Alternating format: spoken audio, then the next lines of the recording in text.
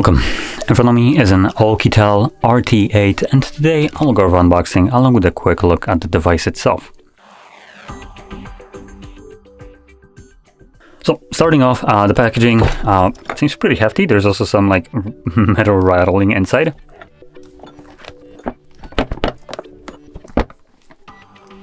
Come on. Well, dropping it probably isn't good. It's barely hearable. But anyway, let's just kind of get into it.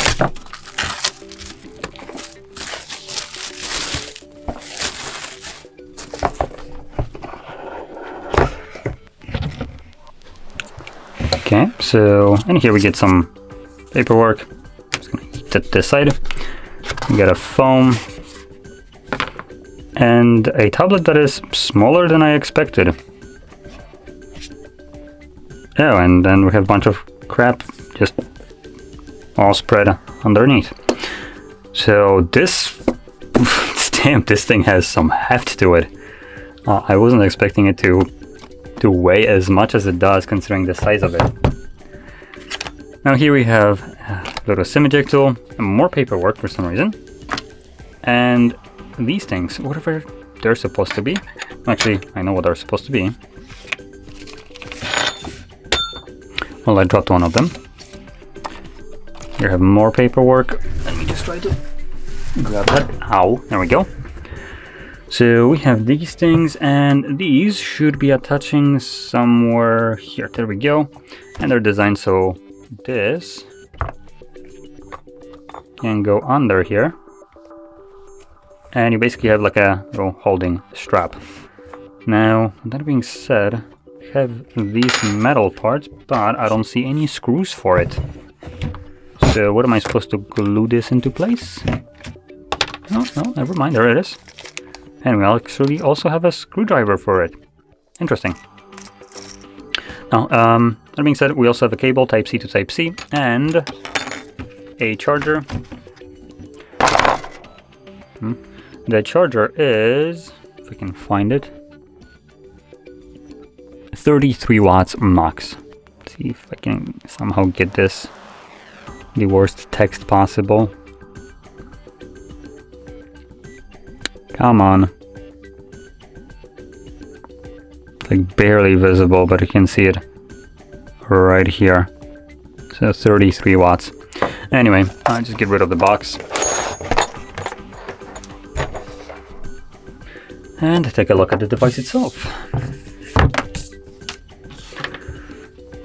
Okay, peeling that off, I do want to be careful as this is a protector, so I do want to just peel the first layer, not the second one, which that's always comes as a pain.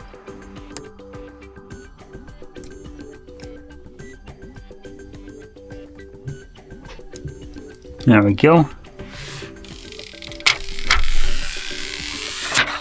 Nice. Okay, so let's boot it up. Wherever the power button is, there we go. Oh boy, that's a bright display. Okay, so in a second we should be able to see the actual setup screen. And talking about the display right here, this is an 11-inch display, running a resolution of 1200 by 1920. It is an LCD IPS display with a brightness of about 500 nits. Also boasts a 75% screen to body ratio with 206 pixels per inch. So the display right here is pretty mid, to say the least. Then if we move over to the cameras at the back and front, let's start off with the back ones, as these seem to be a bit more specialized by the looks of it. We have a 48 megapixel wide sensor, then we've got a 20 megapixel night vision, and then a 5 megapixel macro. So interesting enough, we have a night vision camera right here.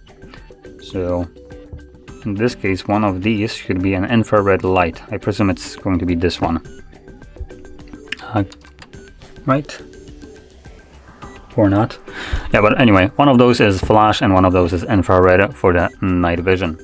Now at the front, in this little notch right here that we have that goes around the screen protector, we have some kind of sensor by the looks of it, which is barely visible, and a camera. The camera there is a 32 megapixel wide sensor. Now the back ones, you can record videos at 1440p at 30 frames and also 1080p at 30 frames, and the front only limits you to 1080p 30. Now, continuing on into the internals, the reason this device is kind of hefty, has some weight to it and bulk, is because it houses a 20,000 mAh battery that can be charged at 33 watts. Other than that, the specs are kind of mid. So it has a Helio G99 processor, 6 GB of RAM, 256 GB of storage, with storage being UFS 2.2 storage type.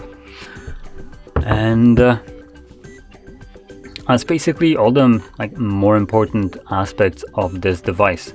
Now, one more thing to also add when it comes down to charging batteries and stuff like that, it also supports reverse charging, so you can use this cable that luckily comes as a dual Type-C port, so you can plug it into the charging port and grab something like your phone and charge it off of the battery that is in here, the basically power bank that this device is.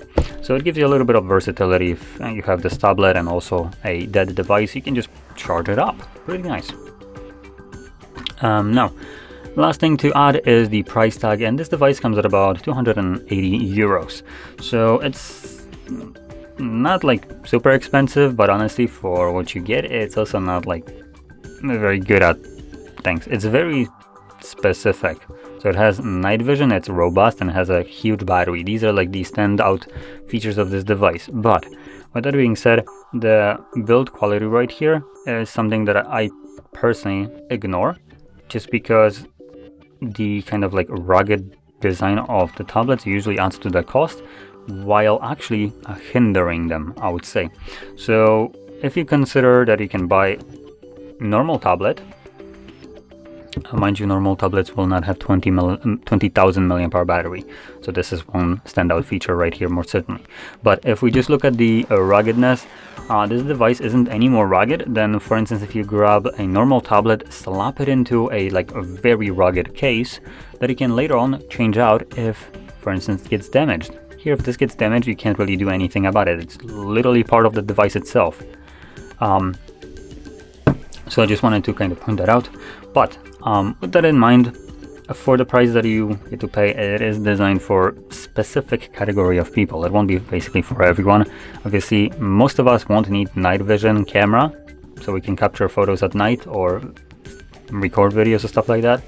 So this obviously is designed for people that are working in specific conditions that will need this kind of device. And that being said, there isn't very many devices that do offer this kind of tablets with night vision, huge batteries and stuff like that. So yeah, just you don't have much choice there. I did recently receive in the office a bunch of phones, rugged devices that also have like 20,000 mAh batteries, that do basically the same thing as this tablet, but just come in a, well, I was gonna say more compact form factor, but they're not more compact. I'll be actually back just to showcase this, how they look like. Okay, being back, this is the more compact device. So it is a brick, but it also has night vision right here as well, and comes with something like a flash. It does the same job as this device, also is rugged, and yeah, it's pretty hefty. So like I said, not much of a difference there. In terms of weight,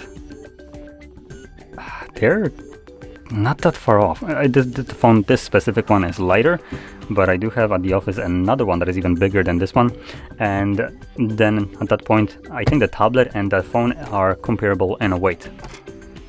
So like I mentioned, not many devices that kind of offer you what this specific device offers you. So like I said, it won't be for 99% of the people, I presume, as it caters to specific kind of work scenarios, and this is not something that you're gonna get just to, you know, watch Netflix at home. So anyway, with that being said, hopefully you found this video helpful, and if you did, don't forget to hit like, subscribe, and thanks for watching.